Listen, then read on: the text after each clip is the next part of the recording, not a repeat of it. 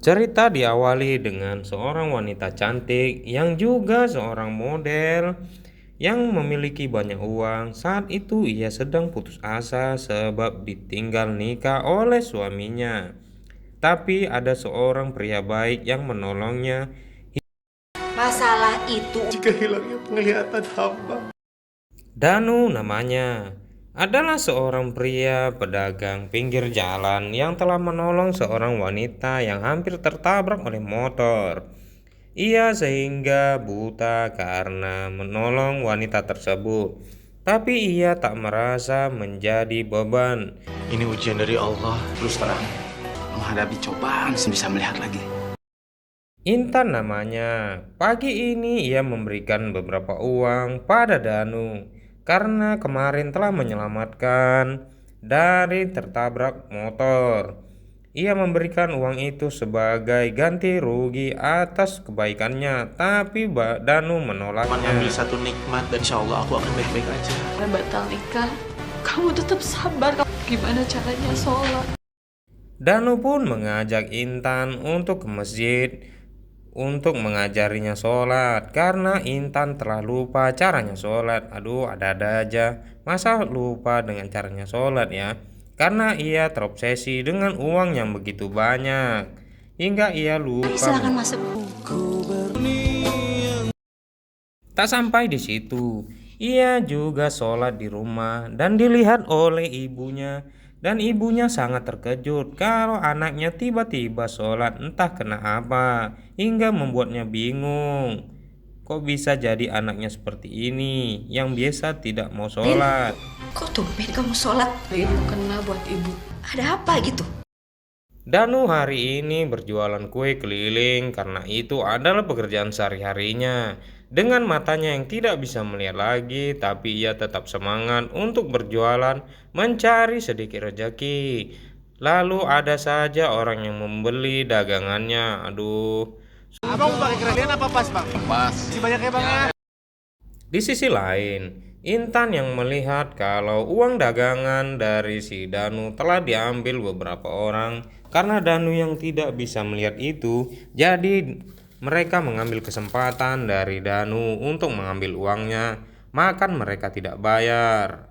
Tega-teganya nipu orang yang udah sana pergi. Itu nipu kamu, Mas. Danu pun sehari-hari tak lupa untuk beribadah karena ia sangat rajin beribadah. Ia pun mengajarkan Intan untuk rajin sholat dan beribadah. Karena kebiasaan Intan menjadi seorang artis yang terkenal hingga ia lupa terhadap beribadah. Intan pun jatuh hati terhadap Danu dan ia ingin minta nikah terhadapnya. Ia pun beraninya membilang pada orang tuanya kalau ia ingin segera menikah. Tapi ibunya malah terkejut dan ini katanya hingga membuat dia Kamu menikah sama bersedih. dia, udah nggak bisa melihat yang lebih baik dan sempurna daripada dia. Tapi aku yakin. Ibunya itu pun tak tinggal diam dan langsung mencari Danu sebagai penjual keliling itu. Ia begitu marah karena anaknya yang cantik ingin dinikahi oleh seorang pria yang tidak bisa melihat. Betapa sedihnya hati Danu sebab ia telah disepelekan oleh orang tuanya Intan. Dia, Bu, aku tuh gagal nikah sama Raka. Pengen nikah sama Mas Nauf. Lebih baik aku gak nikah. Hari bahagia pun tiba bagi Danu dan Intan. Karena ini yang sangat diinginkan oleh Intan kalau ia sebagai gantinya ia mau menikahi pria yang tidak melihat tersebut. Tapi apalah daya, orang tua Intan tidak menyetujuinya. Kamu sudah saya restui Akan sabar. Intan yang sudah menikah bersama Danu, ia pun ingin tinggal bersamanya. Tapi ibunya malah menolak sebab Danu tinggal di rumah kontrakan. Ia pun tak menyetujui anaknya itu tinggal bersama Danu. kue, Bu. Lu nggak salah denger. Ibu aja malu dengernya, malu. Bersama Mas Noval di kontrakannya dia. Intan yang seorang wanita cantik tidaklah malu berjualan kue bersama suaminya untuk keliling kampung. Mereka sangat bahagia sekali karena hidup bersama dengan hasil pas-pasan untuk berjualan keliling di kampung. Tak beberapa minggu, Danu pun heran melihat Intan kalau yang sedang sakit-sakitan. Ia pun terbaring di tempat tidur hingga membuatnya gelisah. Tanpa disadari, ini yang dikerjakan mereka hingga Intan bisa lemas di tempat tidur. Hamil, Dok. Kebahagiaan itu pun langsung diberitahukan kepada ibunya Intan. Tapi ibunya malah menolak sebab hidup saja susah, malah ingin memiliki anak. Ibunya malah pergi meninggalkannya dan marah terhadap Intan anak tersebut. Siapa yang senang? Kehidupan kalian aja slow. Kamu yang sabar ya Mas. Tak sampai di situ, beberapa bulan pun berlalu.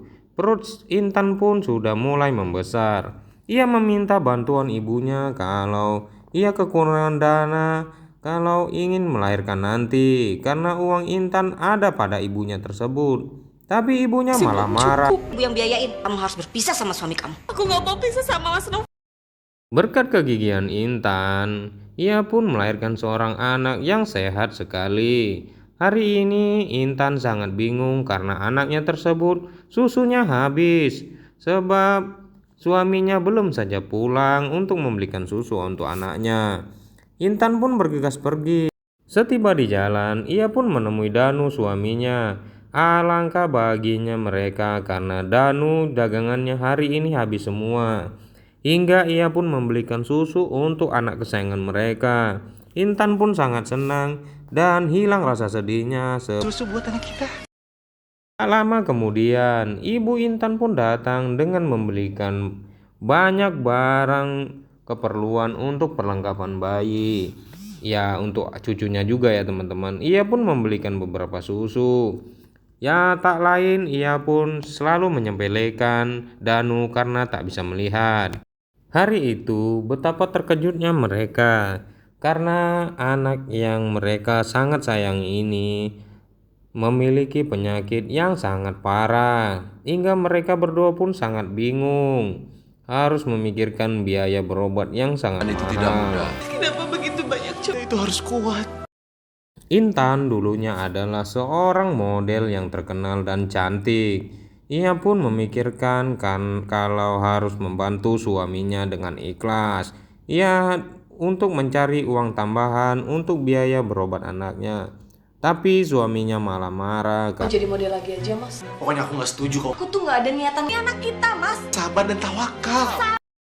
Karena kesibukannya Intan, ia pun sangat sampai lupa dengan anaknya yang butuh perhatian ibunya.